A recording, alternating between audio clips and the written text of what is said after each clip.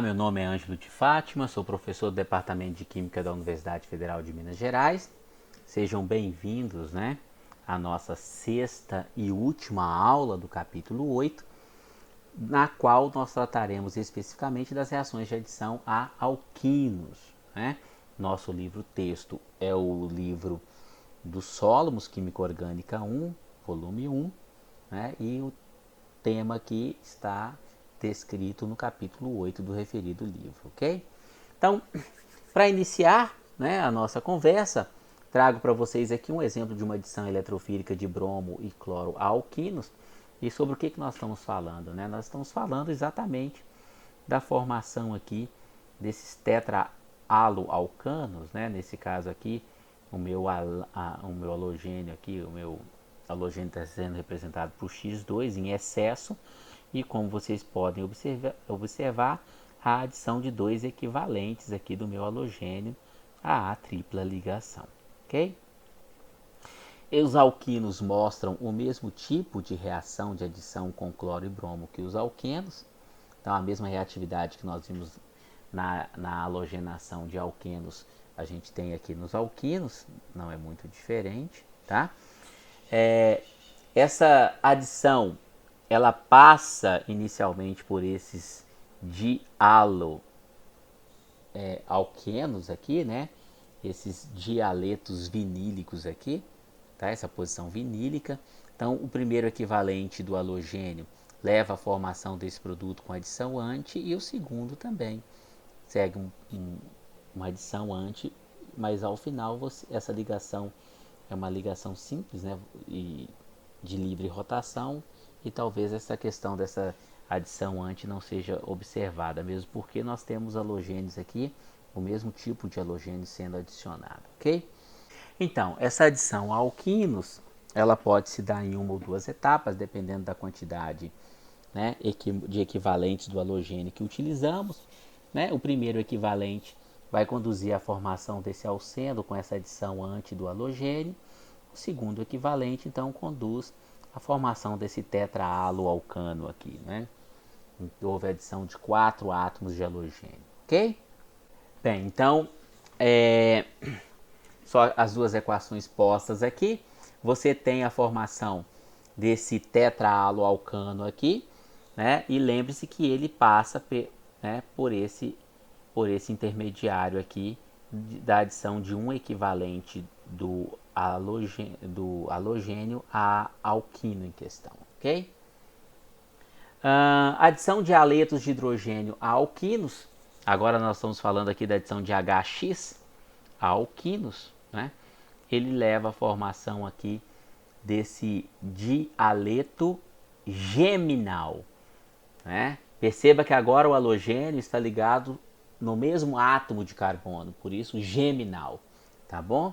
Então leva à formação desses dialetos geminais. Um exemplo aqui prático, quando você trata esse alquino com brometo de hidrogênio, você tem a formação do 2-bromo-1-propeno, e havendo excesso desse reagente, você conduz a esse 2,2 de bromo propano, ok? Então, quando vocês tiverem aí um desafio que é obter esses dibrometos geminais como este daqui, lembre-se de utilizar, quem sabe, um alquino como material de partida, tá? As adições são regioseletivas e seguem a regra de Markov-Nikov, ok? Bem, então nós temos aqui o alquino em questão, na presença do brometo de hidrogênio. A primeira reação é uma reação ácido e base. O seu alcino abstrai, então, um próton do HBr, levando à formação, então, dessa espécie carbocatiônica e íon brometo, não é isso? Bem, perceba que essa carga positiva pode estar sobre este carbono ou sobre este carbono, Então, você tem aqui um carbono em que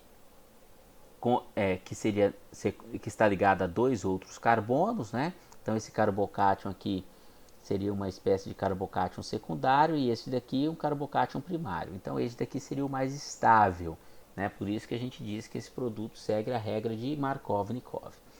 Então, essa espécie carbocatiônica na presença do brometo, esse brometo pode, então, se adicionar a esse carbocátion, né, fazer um ataque nucleofílico a esse carbocátion, gerando esse brometo vinílico. Né? Esse brometo vinílico, na presença agora de um outro equivalente de HBr, né, do brometo de hidrogênio, ele ataca novamente, ele é protonado, levando à formação dessa espécie carbocatiônica. Lembre-se, de novo, um carbocátion secundário frente a um carbocátion primário. O íon brometo do meio que é formado adiciona, né, captura essa espécie carbocatiônica, conduzindo à formação do seu dibrometo geminal aqui. Certo? Então esse é o mecanismo de adição nesse caso aqui, um brometo de hidrogênio a um alquino, tá bom? Então olha só, em relação à regioseletividade, nós vimos lá que a reação ela segue a regra de Markov-Nikov, né? E não muito diferente do que nós vimos sobre a adição de aletos de hidrogênio a alquenos, aqui também nós temos essa situação aqui, ó, em que na presença de brometo de hidrogênio e peróxidos, tá? Esta reação é regioseletiva, como a anterior, mas ela agora é anti-Markov-Nikov. Né? Nós já vimos isso lá quando tratamos de alquenos. E a razão disso, por que essa reação é anti-Markov-Nikov? Porque pela presença desse peróxido. Né? Então, o mecanismo envolvido aqui, ele não é um mecanismo iônico, como esse que nós acabamos de ver. É um mecanismo radicalar, tá bom? Que será visto lá no capítulo 10. Mas então fica aqui pelo menos a informação de que a adição de aletos de hidrogênio a alquenos e alquinos na ausência de peróxidos segue a regra de Markov-Nikov. Mas quando eu tenho um peróxido no meio reacional, o produto é anti-Markov-Nikov. Qual a razão disso? O mecanismo não é mais iônico, o mecanismo é radicalar. Então, como esse mecanismo se dá, quais os fatores intrínsecos e extrínsecos que governam a regioseletividade dessas reações radicalares, elas serão vistas lá no capítulo 10. Fica aqui apenas a informação de que, na presença de peróxido, a adição de aletos de hidrogênios a alquenos e alquinos conduz ao produto anti-Markov-Nikov. Ok? Bem, e a clivagem oxidativa de alquinos? Né? Nesse caso, nós temos duas situações. A primeira delas, a questão do ozônio. Quando eu trato um alquino com ozônio, eu levo à formação de ácidos carboxílicos. Isso era diferente quando nós tínhamos um alqueno, vocês se recordam? Né? Quando nós tínhamos um alqueno, o tratamento do alqueno com ozônio não conduzia à formação de ácidos carboxílicos, apenas o tratamento com permanganato de potássio a quente, tá bom? Então isso já é uma diferença. E aqui o permanganato de potássio que já conduz ao ácido carboxílico, uma reatividade muito similar do que nós vimos anteriormente, né, para alquenos, tá bom? Um exemplo prático aqui, o tratamento desse alquino com ozônio e depois com ácido acético conduz à formação desses dois ácidos carboxílicos aqui. O primeiro ácido seria então a partir desta parte da molécula e o outro ácido desta parte aqui da molécula. Ok? Bem, com essa aula nós encerramos o conteúdo do capítulo 8, que tratou das reações de adição a alquenos e alquinos. Para finalizar, né, lembro a todos que este material é para uso exclusivo da disciplina de Química Orgânica 1 da Universidade Federal de Minas Gerais. Trata-se de um material didático para as atividades de ensino remoto da referida universidade. Não tem valor comercial o material didático em questão e ele não deve ser disponibilizado para uso além do propósito de sua elaboração.